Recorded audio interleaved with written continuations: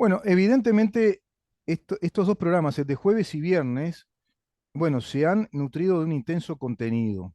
Yo sabía que es así. Tenemos mucha repercusión ya en las redes sociales, mucha repercusión en los productores del programa, porque tratamos un tema que nadie está tratando, Pablo. Está con nosotros Pablo Paiva, a quien agradezco un montón que esté de nuevo. Venimos conversando con él respecto a un renacer del liberalismo en América Latina. Impensado esto, ¿no? En América Latina, liberalismo. Decís, pa, pero es utópico eso. No, nació. ¿Y dónde nació? Bueno, nació en Argentina ahora, renació con la figura de Javier Milei, presidente argentino ya electo, que obtiene una, bueno, una votación histórica, ¿no? El 11 y pico por ciento de diferencia respecto al monje negro Sergio Massa, que era la continuidad de un plan de gobierno muy alineado al Foro de San Pablo y Grupo de Puebla, con esa, digamos, receta socialista de una economía populista, prebendaria, de un Estado asistencialista, y además ladrones, ¿no? Robaron de todo, porque el socialismo lo que tiene que hacer es enquistarse en el poder, armar un politburó y después queda esa clase del poder político que les dice a los demás cómo van a tener que vivir, porque capitalizan desde el Estado la producción de bienes. Es un gran problema que está teniendo Latinoamérica. ¿Y cuál es el gran problema? Que no lo ve, porque no tenemos periodismo, prensa, ni partidos políticos que no son marxistas, diría Abascal, la derechita cobarde, no comparto lo de Abascal, directamente le diría a Abascal, derechitas no son, porque no son de derecha, más bien son gobierno nuestro centro-izquierda, un progresismo afiliado a la Agenda 2030, está el comunicado oficial del presidente en el 2020, donde dice lo mismo de Tabaré Vázquez, exactamente lo mismo, que es el camino seguro, la agenda progresista hacia el 2030. Por lo tanto, no van a hablar del Foro San Pablo, Pablo, no van a hablar del plan internacional de un comunismo renacido en 1990 para provocar qué, el resultado final. ¿Cuál es? El socialismo del siglo XXI que pergenió Heinz Dietrich, el mentor de Chávez, de Maduro, y toda esa legión de teóricos marxistas que están nutriendo como usinas permanentemente los planes de acción. Ingresen www.forodesaopaulo.com o si no, Grupo de Puebla, que están alineados. Gracias por estar, Pablo.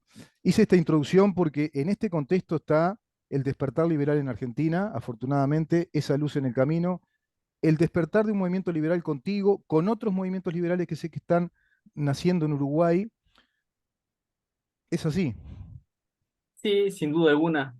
Creo que el liberalismo tuvo durante mucho tiempo, tal vez, eh, durmiendo, por llamar de alguna forma.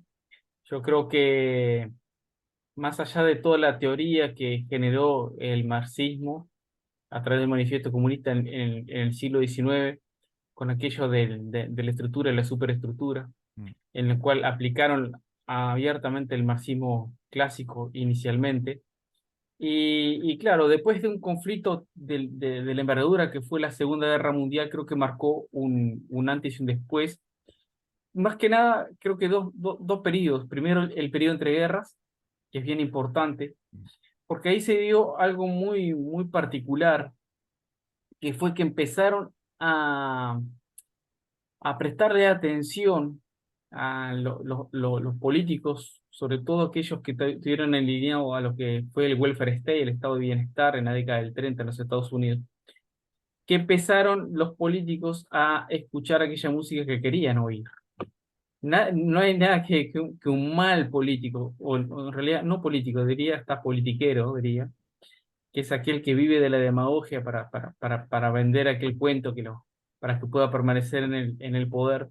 Y ese cuento fue el welfare state, ese estado de bienestar, pero para eso obviamente que tenían que tener una teoría detrás que le diera sostenibilidad. Mm.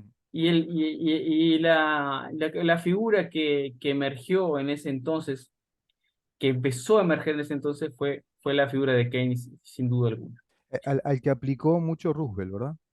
Seguro, John Merkens, obviamente que él fue el gran teórico de ese Mm. momento, obviamente que ya ahí muchos pusieron la atención, empezaron a prender las alarmas.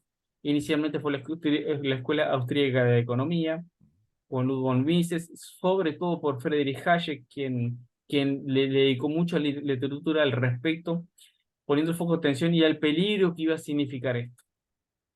Porque Keynes no solo... Provenientes, proveniente de la escuela que fundó Karl Menger, ¿no? Carmen. Con aquel libro que se llamaba Introducción a la política económica. Sí, sí.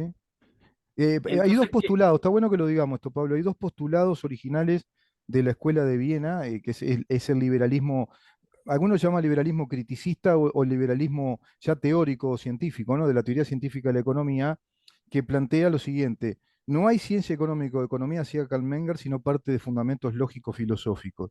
Y dentro de los fundamentos lógicos filosóficos, las matemáticas, ¿no? La lógica matemática y la matemática como método de cálculo, de los rendimientos económicos, la productividad, de eso que había explicado Max Weber.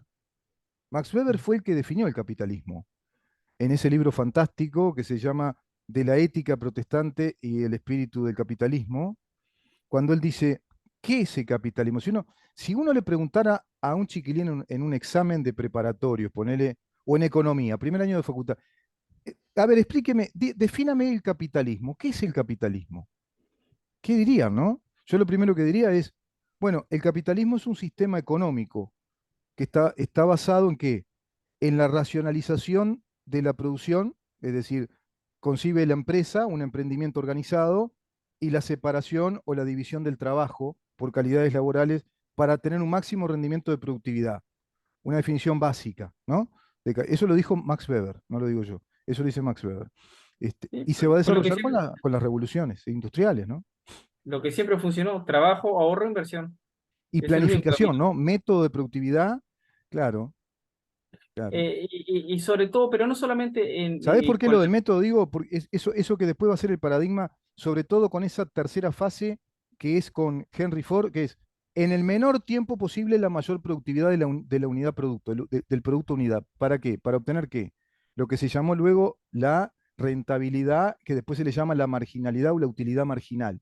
Es decir, ¿cómo haces para, tenés que cubrir todos los gastos de la producción, tenés que llegar a un punto de equilibrio, amortizar eso, pero a su vez tenés que tener una rentabilidad, vos tenés que producir más capital, ¿no?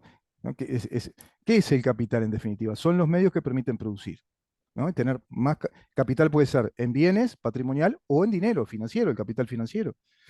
Está bueno, digo, hablarlo así, Pablo, porque vos sabés que en el Uruguay carecemos de conocimientos económicos, no es una población que esté muy instruida en este tema fantástico, ¿no? Que es saber manejar la economía, cosas básicas, ¿no? No somos economistas, yo no soy un economista, pero bueno. sí, sí, Podría ser sin duda candidato a alguna. presidente, ¿por qué no? Pero ya estoy un poco veterano, ¿no? Yo no sé qué me decís vos. ¿Me No, aconsejarías? No, no, yo creo que no. somos jóvenes, somos No, jóvenes. por problemas cardiovasculares, después envejeces rápido, ¿viste?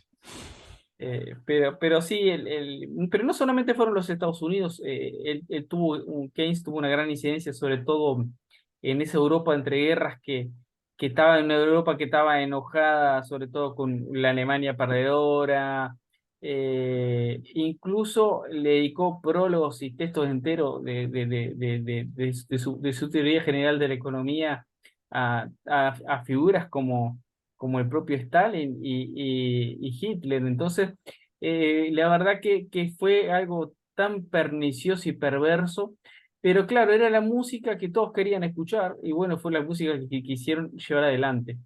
Pero eso se profundizó luego de la Segunda Guerra Mundial, porque el tema es que hasta la Segunda Guerra Mundial obviamente que había una suerte de forma de llevar la economía en general, pero lo que sucedió, sobre todo después de la Segunda Guerra Mundial, es que obviamente a través de inicialmente el Plan Marshall, que era para la recuperación de Europa, así como otro tipo de plan, era la forma de poder permitir de alguna forma diagramar un modelo que pudiera darle sostenibilidad de manera internacional a toda la economía en su conjunto. Y es ahí que empiezan a aparecer, por ejemplo, ahí es que pasa y se crea en las reuniones que tienen lugar en Bretton Woods, Ujú. que ahí sale el nombre, que ahí sale el tema del patrón oro. Entonces, el patrón oro, el oro, la reserva en metal fue la que siempre funcionó, Sí, indudablemente. sí. Pero ahí lo que dijeron, bueno, vamos a tener que ponernos medianamente de acuerdo. Entonces se establecieron el patrón oro, ahí tomaron la onza, como valor del oro, que sabemos que anda en el entorno bueno, de los 30 gramos, y mm, le pusieron un valor. Y el valor que le pusieron fue $35 la onza de oro. ¿Y eso por qué fue? Y esto es importante explicarlo. Por lo siguiente, porque obviamente que ese plan no todos podían poner la misma cantidad de dinero, los vencedores. Entonces, el que cargó con la inmensa esfuerzos, fueron los Estados Unidos. Entonces, obviamente que el que pone la mayor parte pone también las reglas. Ellos ahí crean el Bretton Woods, ponen la medida, $35 la onza. A partir de momento, obviamente, ¿qué hicieron? Le dieron valor a la moneda norteamericana. Entonces, el dólar ahí pasó a ser la luz entre las naciones. Entonces, pese que hubo una pequeña oposición inicialmente de Inglaterra, vaya contradicción a través de Keynes, de todas formas fue lo que imperó en el momento. Y eso funcionó bien por mucho tiempo. mm. ¿Qué sucede? Ahí se crearon determinados organismos, ahí viene el gran tema, que se crearon determinados organismos que eran para el desarrollo de aquellos países, no solamente en Europa, que estaba destruida, sobre todo también en América, aquí, de los países desarrollados. Y ahí aparece el cepalismo, que es un cáncer en América. Nosotros aún seguimos pagando las consecuencias del cepalismo, Mm. debido a que lo que hizo fue, se generó una teoría en la cual se dieron mucha importancia al valor del Producto Nacional. Entonces, se generó una teoría en la cual dejemos de importar, quitémosles valor a todo lo importado y tenemos que generar nuestros propios productos.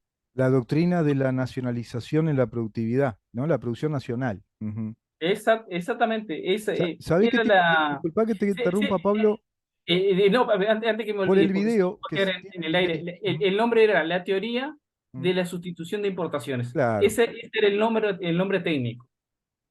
que lo aplicó Cristina Fernández de Kirchner, la teoría de la sustitución. La teoría de Claro. sustitución de importaciones a través Ah, del cepanismo, eso obviamente que generó automáticamente en Sudamérica fundamentalmente. mm. Por eso es bueno señalar cuál es el origen de todos nuestros problemas. Mm. Generó dos cosas. Primero, endeudamiento, porque obviamente empezaron, porque cuando crean a través de Bretton Woods, una de las cosas que aparecen en escena es el Fondo Monetario Internacional, Mm. el Banco Mundial, y por algo esos organismos, debido a que Estados Unidos puso el mayor esfuerzo, por eso es que están en Washington, Claro. no es por casualidad, al igual que la FED, la Reserva Federal. Estados Entonces, Unidos siempre el papá que tiene que pagar y después lo critican, ¿viste? Estados Unidos, tenés que mandarnos en la Primera Guerra Mundial, no sé cuántos miles fueron de combatientes y no querían entrar. Mira, mira qué interesante esto. Estados Unidos se venía desarrollando muy bien económicamente, o sea, se estaba desarrollando el capitalismo. Y hay dos etapas claves, ¿no? Por 1875, por ahí, se desarrolla el acero. Es decir, los tipos descubren que el carbón con coque y el hierro fundidos producen una aleación muy superior al hierro, que es el acero, la industria del acero. Estados Unidos pega un salto exponencial y pasa a ser la potencia mundial económica porque es el gran fabricante de acero por las reservas de coque y de hierro que tenía. Y ahí, bueno, Carnegie Hall con Steel Company, que luego va a ser comprada por la primera gran corporación del capitalismo productivo financiero, que es JP Morgan. Estados Unidos desarrolla, los trenes inventados en Inglaterra se desarrollan notablemente en los Estados Unidos, la cadena de transporte es impresionante. Estados Unidos y Alemania son a la cabeza los países más industrializados y productores. Viene otro tema, el petróleo, pero del petróleo el señor Rockefeller descubre con su amigo biólogo que no solo podían hacer el querosén, descubren que en un tipo destilado descubren la gasolina, lo que acá le llamamos la nafta. Se descubre la gasolina y el gasoil. ¿Qué nace ahí? Otro empuje de la revolución industrial. El motor a combustión, los motores, los autos, la producción en serie de coches, que después se va a dar esa gran revolución de la producción en serie de Henry Ford, con la Ford T. Estados Unidos venía en un embalaje impresionante, con tipos, ojo, tipos muy egoístas, peleaban entre ellos, eran malas personas muchos de ellos. ¿Eh? Acá no estamos hablando de las personas, estamos hablando del sistema. El sistema era un sistema abierto que estimulaba porque era libre. Había libertad, propiedad privada, los más inteligentes, los más arriesgados, los más valientes se arriesgaban e invertían. Pedían plata, se fundían también, se remontaban de nuevo. Es épica la historia del capitalismo, acá no tienen idea. Pero ese país que se venía desarrollando de modo impresionante, también Inglaterra, también Alemania, de pronto se encuentran con una Primera Guerra Mundial. ¡Qué garrón! En Europa una primera... ¿Y por qué? ¿Y contra quiénes peleaban? ¿Y de quiénes provocaron la guerra, la Primera y Segunda Guerra Mundial? Y teorías expansionistas, proteccionistas y totalitarias, ¿no? No era el capitalismo contra el capitalismo. ¿Viste que ese Exactamente. detalle no se lo toma en cuenta? Hay un trancazo ahí, ¿no? Hay una disrupción, ¿no? Indudablemente. Y por eso el liberalismo siempre tuvo mucha importancia, porque el liberalismo, al primero que realmente se enfrentó, fue el mercantilismo. Mm, Ese fue el primer enemigo del liberalismo. El liberalismo se levanta como también una reacción, si bien tiene orígenes muchos siglos anteriores, pero sobre todo en el siglo XVIII, en la parte económica a través de Adam Smith, la parte política por John Locke, y podríamos seguir. En definitiva, porque por el proteccionismo, el mismo proteccionismo que hay hoy, sí. de quien de Francia, empezó con aquella monarquía absolutista en el cual, obviamente, que para perdurar a través de los Luises, obviamente, lo que generaron fue un gran proteccionismo en Francia para justamente tener una gran recaudación. Y la industria del Entonces, impuesto, la industria de los impuestos. exactamente, Pablo, entonces, ¿te parece cortar acá y vamos a una segunda parte? Nos quedamos en esto, mercantilismo, mercantilismo, capitalismo. ¿En dónde se da el pasaje hacia el capitalismo? Yo tengo una respuesta desde Max Weber, que lo explica muy bien eso. Él hablaba de los conservadores, porque la gente se cree que el capitalismo existió siempre. No, no, el capitalismo es un fenómeno que nace con las revoluciones tecnológicas industriales, a partir del empuje de la revolución. Pero la gran pregunta es, ¿la revolución industrial provoca el capitalismo o porque hay una sociedad abierta y libre, el capitalismo provoca la revolución industrial? Mirá ¿no? ¿Qué está primero? ¿El huevo o la el gallina? Eureka, ¿no? ¿no? Y sin duda alguna que el liberalismo que es el campo fértil para que se pudiera desarrollar la revolución industrial. Exacto, Eso no hay duda, no hay duda alguna. exacto. Y después hay un proceso, vamos a la segunda parte que es muy interesante, muy apasionante lo que estamos hablando con Pablo Paiva, porque creo yo que estamos tratando de explicarnos a nosotros mismos y a todos nuestros queridos compatriotas y a todos los que nos escuchen en Latinoamérica que la sociedad abierta, la sociedad liberal, la sociedad de una república democrática liberal, que propicia un sistema indisolublemente integrado a esa sociedad libre, es el capitalismo, que es un sistema económico y que tiene su teoría económica, además, su teoría científica y tiene su praxis harto demostrada. Es fascinante entender que todos podemos prosperar, desarrollarnos en una sociedad abierta y todos podemos también perecer, como diría Milei. En el capitalismo o ganás o perdés, ¿eh? Pero para ganar tenés que ser disciplinado, cultivarte, ser inteligente, tener buena relación con los demás, saber abrir puertas. Te tenés que construir como persona. Y cuando tenés en vos mismo un capital personal, un capital educativo, un capital moral, también vas a capitalizar otras cosas que van a empezar a venir por añadidura. Y sobre todo, depende de dos cosas, ¿no? De la creatividad y la innovación, lo que es el factor de formación de capital. Que indudablemente, que aparte en una economía abierta y en un modelo del tipo liberal y capital, del libre mercado, y donde lo que no imperan sean las regulaciones y los impuestos excesivos, obviamente que lo que perdura es la eficiencia y lo que tienda a desaparecer es todo aquello que es ineficiente. Exacto. Entonces, esa es la medida y es una medida justa, y Ujú. entonces la propia sociedad administra y regula el sistema. Claro, es así, es así. Y no es tan invisible la mano, es la sociedad que se ve todos los días y que lo va regulando, claro. Pablo, vamos a una pausa y continuamos. Estamos conversando Bueno, con Pablo Paiva.